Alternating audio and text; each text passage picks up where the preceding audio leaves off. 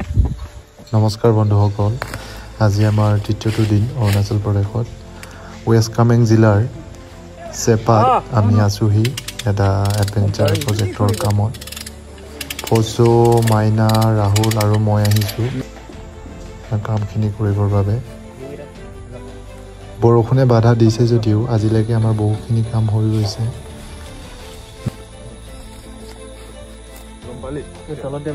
হ'ব ঠিক আছে সেইটো ৰখাই লওক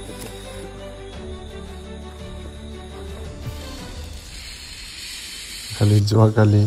এনেকুৱা এটা হৈ গ'ল মোৰ জোখ আৰু মহে গোটেই ভৰি অৱস্থা বেয়া কৰি দিলে একদম ফুলাই পঠাইছে মানে ডাঙৰ হৈ গ'ল ভৰি দুখন মোৰ চবৰে হৈছে আচলতে